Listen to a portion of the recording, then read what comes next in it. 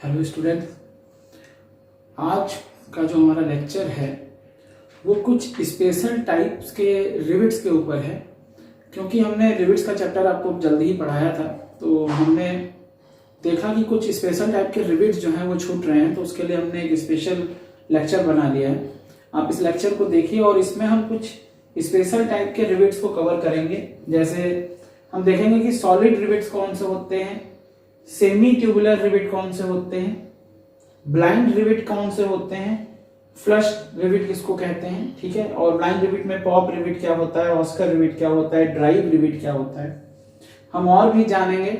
और आज हम जानेंगे एक्सप्लोजिव रिविट क्या होते हैं, ठीक है। इसी में एक टाइप होता है एक्सप्लोजिव रिविट का भी, जो कि अब यूज नहीं होते हैं, लेकिन हम लिख देते हैं।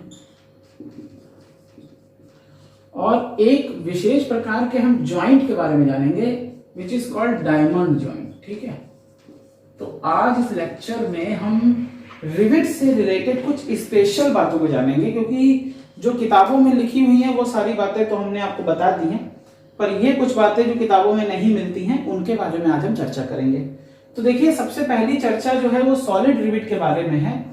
तो देखिए, सॉलिड रिविट को पढ़ने की हमें यहाँ पर जरूरत नहीं है, क्योंकि पीछे हमने जो कुछ भी पढ़ाया है वो सॉलिड रिविट के बारे में ही पढ़ाया है, ठीक है। सॉलिड रिविट होता क्या है, बस उतना समझ लीजिए कि जो रिविट हम जनरली प्रयोग करते हैं और जिसका शैंक जो है नीचे से सॉलिड होता है, समझ रहे हैं, नीचे से सॉलिड होता है, वो सॉलिड रिविट में आते हैं, ठीक है। इनमें किसी प्रकार का होल नहीं होता है, ये बात याद रखिएगा, ठीक है। तो ऐसे रिविट जिनका शैंक जो है, जिनकी टेल जो होती है वो सॉलिड होती है, उसमें कोई होल नहीं होता है, वो सॉलिड रिविट्स के अंतर्गत आते हैं, ठीक है। तो हम सॉलिड रिविट्स के बारे में पिछले दिनों से पढ़ रहे हैं, तो आज हम सिर्फ ये बताने के लिए कि उन्हें सॉलिड रिविट भी कहते हैं, इसलिए हमने ये हेडिंग यहाँ पर डाल दी थी, ठीक है। लेकिन आज हमारा मेन फोकस जो है वो सेमी ट्यूबुलर रिविट पे, ब्लाइंड रिविट पे, फ्लश रिविट पे, डायमंड जॉइंट पे रहेगा, ठीक है। तो चलिए शुरू करते हैं सेमी ट्यूबुलर रिविट से। तो सभी लोग ध्यान दें, यहां पर आपके सामने जो है वो हमने लिखा हुआ है हेडिंग सेमी ट्यूबुलर रिविट। देखिए, सेमी ट्यूबुलर रिविट क्या है। सेमी ट्यूबुलर रिविट, पहले तो ये समझिएगा कि इन्हें ट्यूबुलर रिविट कहते क्यों हैं, बात समझिएगा। तो ट्यूबुलर रिविट इन्हें कुछ इसलिए कहते हैं कि जो इनका जैसे सॉलिड रिविट होता है, तो सॉलिड में नीचे का शैंक जो है पूरी तरह से सॉलिड होता है, पर इनके शैंक में जो है ना होल बना होता है, ठीक है। एक होल बना होता है।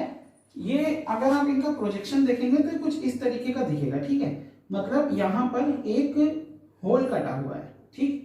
तो हेड के अपोजिट साइड में इसमें एक होल कटा होता है, ट्यूबुलर, ठीक है। इसीलिए इसको जो कहते हैं ट्यूबुलर कहते हैं। इनका एक नाम जो है वो ट्यूबुलर रिविट भी होता है।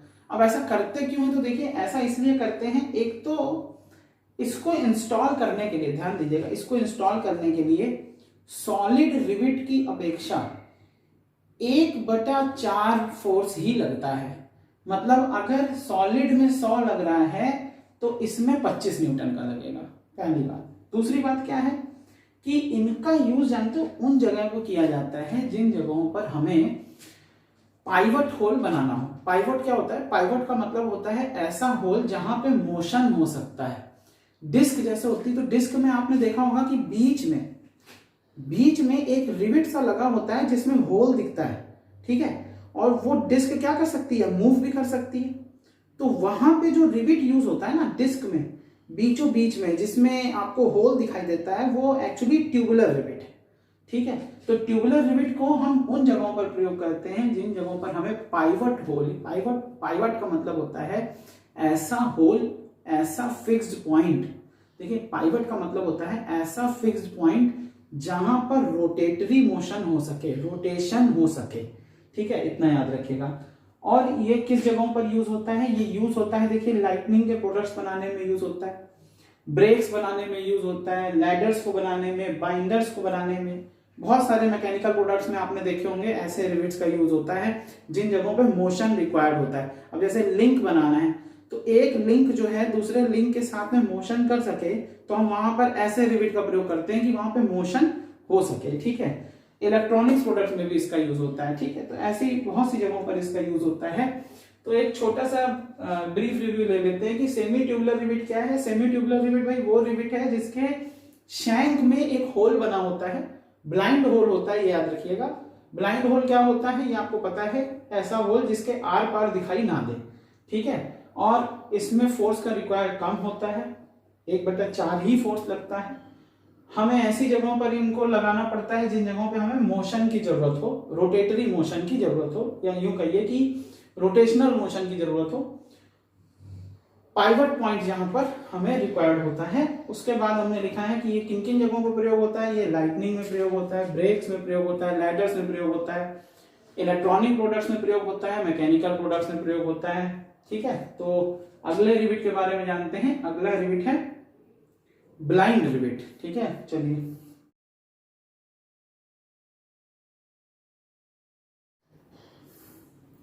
तो भाई सभी लोग ध्यान दें, ब्लाइंड रिविट क्या होता है। तो ध्यान दीजिए कि ब्लाइंड रिविट, ये नाम ब्लाइंड रिविट क्यों है, पहले तो यही चर्चा कर लेते हैं।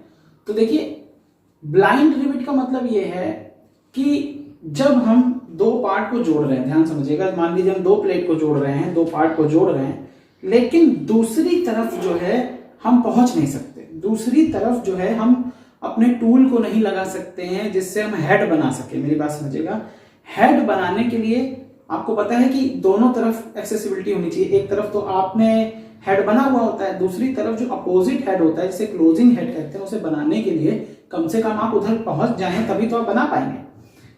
तो जिन जगहों पर हम दूसरी तरफ नहीं पहुंच सकते हैं, हमारी एक्सेसिबिलिटी सिर्फ एक ही साइड होती है, वहां पर हम ब्लाइंड रिविट का प्रयोग करते हैं, ठीक है।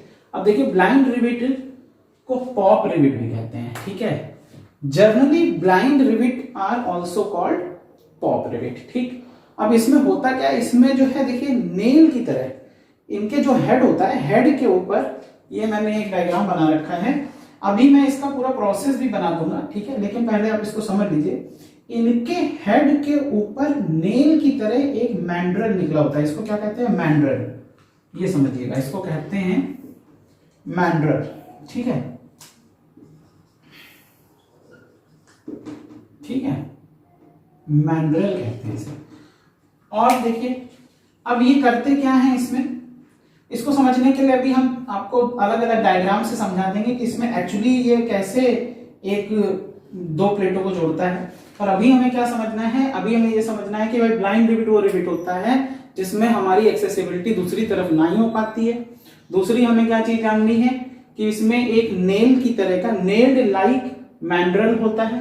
तीसरा इसके साइजेस देखिए, इंचेस में जो है 1/8, 5/32, 3/16 इंचेस में अवेलेबल है, देखिए। और एमएम में जो साइजेस हैं हम आपको पहले वैसे दिखा चुके हैं, एमएम के साइजेस भी हम आपको लिखवा चुके हैं, लेकिन एक बार मैं बता दे रहा हूं कि अगर आपको नहीं याद है तो इट इज सिंपली, अगर आप देखें तो मैंने आपको बताया था 8 का टेबल ले लीजिए, 1.6, 2.4, 3.2, फिर 4.0, फिर 4.8, और उसके आगे क्या, उसके आगे अगला वाला नहीं है, उसके आगे सीधे 6.4 है। तो ये सारे एमएम में अवेलेबल है, ठीक है, ये स्टैंडर्ड साइज में अवेलेबल है, एमएम में, इंचेस में आपके सामने लिखे हुए हैं।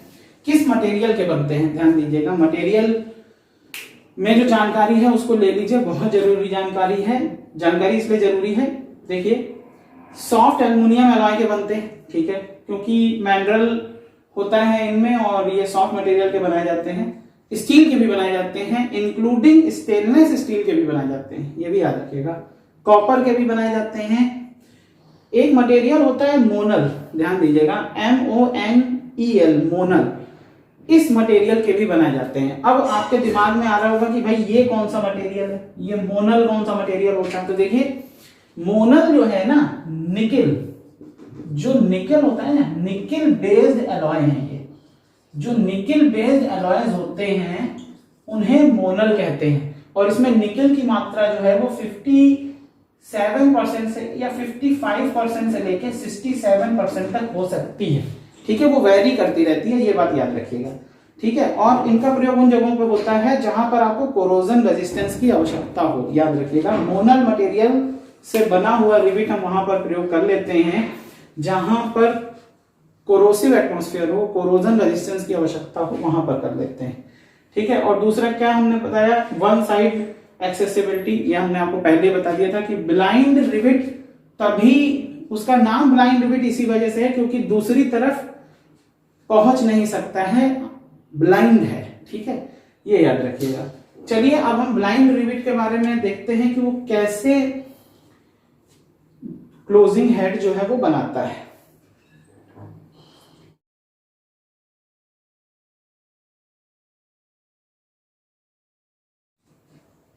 तो भाई सभी लोग ध्यान दें कि ये पॉप रिविट जो है वो दूसरी तरफ बिना पहुंचे कैसे हेड का निर्माण करता है। तो समझिएगा कि क्या होता है।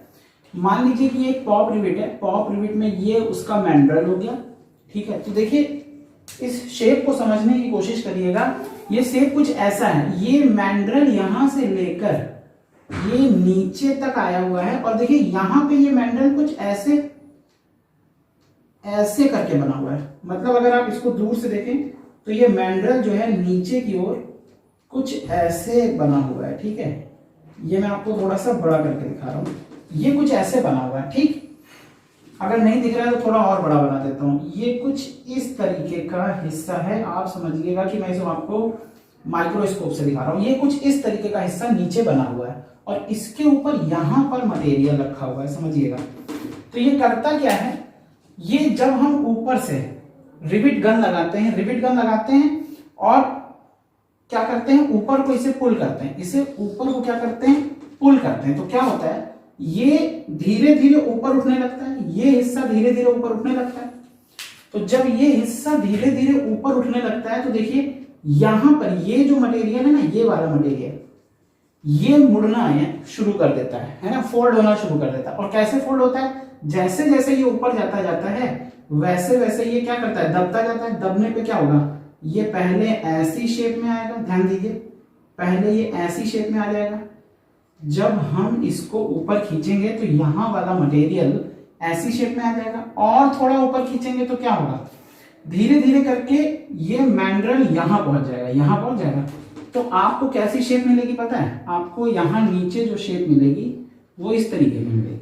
ये पूरा का पूरा यहाँ पे लग जाएगा, यहाँ पे लग जाएगा और यहाँ पे भी लग जाएगा और ये मैंड्रल जो है ना ऐसे आ जाएगा। और ऊपर क्या घटना घटेगी देखिए, तो देखिए मैंड्रल जब एक फिजिबल साइज हो जाता है उसके बाद यहां पर मैंड्रल जो है वो थोड़ा सा कमजोर बनाया जाता है। तो क्या होता है, जब हम कंप्रेस कर रहे होते हैं, पुल कर रहे होते हैं, तो जैसे ही हम सक्शन क्रिएट करते हैं तो यहां से ये ब्रेक कर जाता है, ये मैंड्रल जो है यहां से ब्रेक कर जाता है और आपका रिविट जो है, आपका जो पॉप रिविट है वो रिविटिंग कर देता है। ठीक है, अभी हमने इसे आपको मैन्युअली समझाया है, जस्ट इसके बाद ही आपको कुछ डायग्राम्स भी दिखाई देंगे। ठीक है, कुछ पिक्चर्स दिखाई देंगी, आप उनसे समझने की कोशिश करिएगा, नहीं तो YouTube पर आपको इसके एनिमेशन भी मिल जाएंगे। पर इसके बारे में जो जानकारी मैं आपको दे सकता था वो हमने आपको पहले ही प्रोवाइड करा दी है। चलिए अब अगले रिविट के बारे में जानते हैं कि अगला रिविट कौन सा है।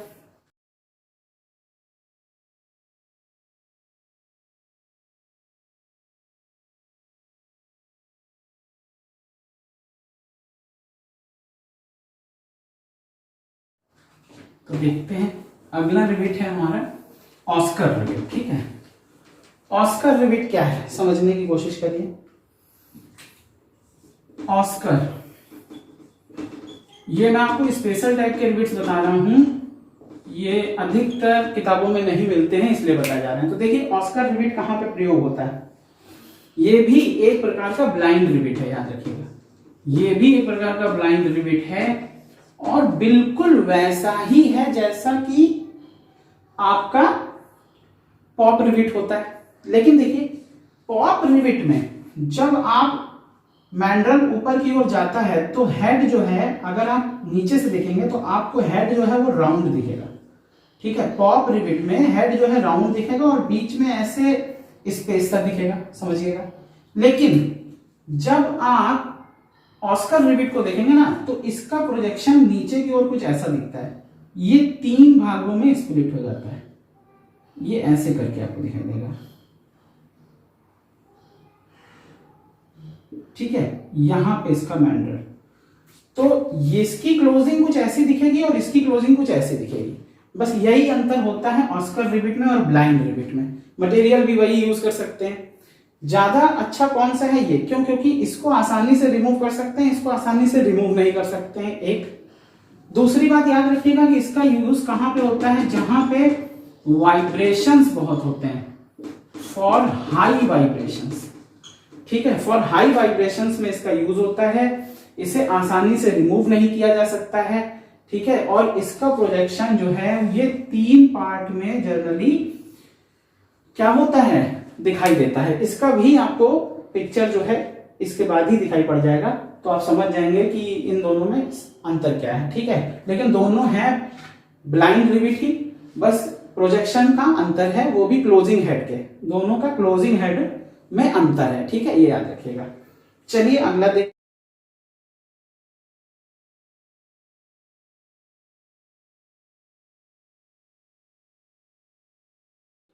सभी लोग ध्यान दें कि ड्राइव रिविट क्या होता है। तो ड्राइव रिविट के बारे में समझिएगा कि जैसे अभी हमने आपको बताया कि भाई ऑस्कर रिविट होता है, ब्लाइंड रिविट होता है या पॉप रिविट होता है, ऐसे ड्राइव रिविट में भी एक मैंड्रल होता है, लेकिन ये मैंड्रल जो है साइज में बहुत छोटा होता है, ये समझिएगा, ये मैंड्रल साइज में बहुत छोटा होता है। और इसके नीचे जो शैंक होता है, समझिएगा, इसके नीचे जो शैंक होता है वो स्प्लिट होता है, ऐसे करके स्प्लिटेड होता है, ठीक है। अभी हम इसका भी इमेज आपको डाल देंगे, ठीक है। तो मैंड्रल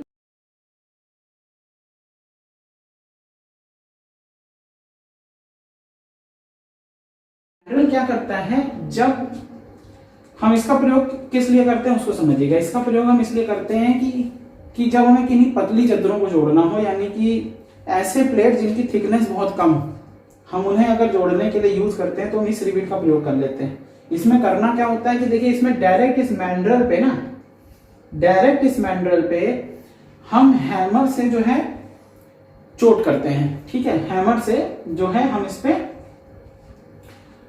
हैमर ब्लो करते हैं या हैमर से चोट करते हैं। उसके बाद क्या होता है कि ये जो मैंड्रल है ना, ये अंदर चला जाता है, ये अंदर जाता है, और ये जो स्प्लिट पार्ट है ये खुल जाता है, समझिएगा। ये अंदर जाएगा तो क्या होगा, ये यहां तक पहुंचेगा। जब ये यहां पहुंचता है तो ये जो पार्ट है वो स्प्लिट हो जाता है इस तरीके से, ठीक है। ये बाहर की ओर ऐसे करके स्प्लिट हो जाते हैं। इसका भी पिक्चर मैं अभी डाल दूंगा, लेकिन आप इसके कॉन्सेप्ट को समझिए कि हमने यहाँ पे हैमर से चोट की तो यह मैंड्रल अंदर आ गया, तो ये स्प्लिटेड पार्ट जो था, शैंक में जो स्प्लिट थे वो खुल गए, ठीक है। इससे क्या हुआ कि रिविटिंग हो गई। अब ध्यान देने वाली बात यहाँ पे क्या है कि बहुत पतली चादर के लिए जो है ना, आपको ड्रिल करने की भी जरूरत नहीं है, आप इसको डायरेक्ट रखिए, डायरेक्ट चोट करिए और आपकी रिविटिंग कंप्लीट हो जाएगी, ठीक है। तो इसमें इसका प्रयोग किस लिए करते हैं, पतली चादरों को जोड़ने के लिए करते हैं। इसमें मैंड्रल का साइज बहुत छोटा होता है, ठीक है, और नीचे जो शैंक होता है वो स्प्लिट होता है, ठीक है। मैंड्रल पे चोट करते हैं, मैंड्रल अंदर जाता है, स्प्लिटेड पार्ट खुल जाते हैं और रिविटिंग अपने आप हो जाती है, ठीक है। ये बात याद रखिएगा। और इसमें ड्रिल का होल करने की भी आवश्यकता नहीं पड़ती है यदि चादर की जो मोटाई है वो कम है, यानी कि अगर plate thickness is very thin और plate thickness is very less, then you don't have need to drill, ठीक है। आपको ड्रिल करने की कोई आवश्यकता नहीं पड़ती है, ये याद रखिएगा, ठीक है। चलिए अगले रिविट के बारे में जानते हैं। अगला रिविट मैंने बताया फ्लश रिविट। तो देखिए, फ्लश रिविट को समझना बहुत आसान है। देखिए फ्लश रिविट क्या है। तो फ्लश रिविट देखिए क्या होता है। फ्लश रिविट वो रिविट होता है जिसके ऊपर हेड ना हो, मतलब ये अधिकतर कहां यूज होता है, देखिए अधिकतर इसका यूज करते हैं एयरक्राफ्ट में। क्यों? क्योंकि जो एयरक्राफ्ट की सतह होती है ना, जैसे ये मान लीजिए एयरक्राफ्ट की ऊपरी सतह है तो हवा चलती है, एयरक्राफ्ट मान लीजिए इधर को चल रहा है तो एयर उसको इधर को लगेगी। अब मान लो उस पर रिविट इस तरीके का बना होगा तो क्या होगा, हवा इस रिविट से टकराएगी और इस तरीके से जाना शुरू कर देगी। तो इस एक्शन को अवॉइड करने के लिए हम लोग क्या करते हैं, इस हेड को फ्लश कर देते हैं, इस हेड को फ्लश कर देते हैं। इसीलिए जो रिविट यहां पे प्रयोग होता है उसे कहते हैं फ्लश रिविट। अब ध्यान दीजिएगा, इस फ्लश रिविट को ही काउंटर संक हेड रिविट कहते हैं, याद रखिएगा, काउंटर संक हेड रिविट कहते हैं। ठीक है, कैसे दिखता है आपको पता है, ऐसे करके, इसके बाद नीचे का हेड ऐसे, याद आ गया। ये कुछ इस तरीके का दिखाई देता है, प्लेट के साथ में एकदम बराबर में, अब एयर कहीं नहीं टकराएगी। ठीक है, तो ऐसा रिविट जिसमें हेड को फ्लश कर दिया जाता है, हटा दिया जाता है, उसे फ्लश रिविट कहते हैं। इन्हें काउंटर संक हेड रिविट भी कहा जाता है। देखिए मटेरियल के बारे में बार बार क्यों नहीं डिस्कस हो रहा है, क्यों? क्योंकि हम मटेरियल के बारे में आपको पहले ही बता चुके हैं कि आप किन प्लेटों को जोड़ रहे हैं उसके हिसाब से आप अपना मटेरियल को तय करते हैं। ठीक है, एल्युमिनियम एलॉय का भी हो सकता है, निकेल का हो सकता है। याद कीजिए हमने आपको एयरक्राफ्ट में यूज होने वाले मटेरियल लिखवाए हैं। ठीक है, तो आप उससे भी देख सकते हैं हमारे पुराने वीडियोस में। तो ये हो गया फ्लश रिविट के बारे में थोड़ी सी जानकारी। तो ये कुछ हमने आपको देखिए स्पेशल टाइप के रिविट बताए, क्यों बताए वो भी समझिएगा, क्योंकि किताबों में ये आसानी से नहीं मिलते, इस वजह से हमने सोचा कि आपको इसके बारे में बता।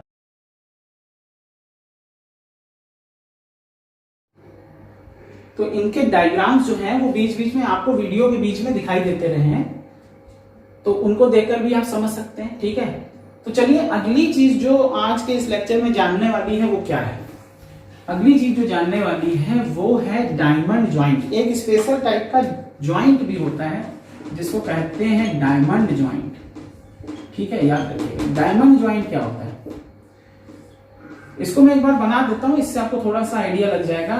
जब दो प्लेटों को, जैसे ये प्लेटें हैं, इनको जोड़ना है। ठीक है, ये दो प्लेटें हैं, इन्हें जोड़ना है, तो इनको जोड़ने के लिए क्या करते हैं, डायमंड, ये हमने एक स्ट्रैप ले ली इस टाइप की, एक स्ट्रैप ऐसे ले ली। ठीक है, ये स्ट्रैप हो गई और इसमें जो रिविट होते हैं वो ऐसे लगे होते हैं।